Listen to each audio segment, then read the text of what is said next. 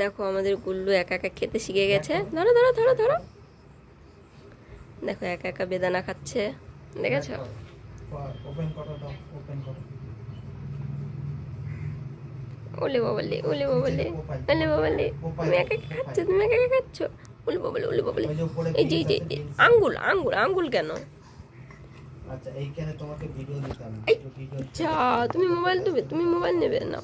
India select করো। দেখো আমাদের গুল্লু একা একা খেতে শিখে গেছে, দেখেছো? ইন্ডিয়া সিলেক্ট করো।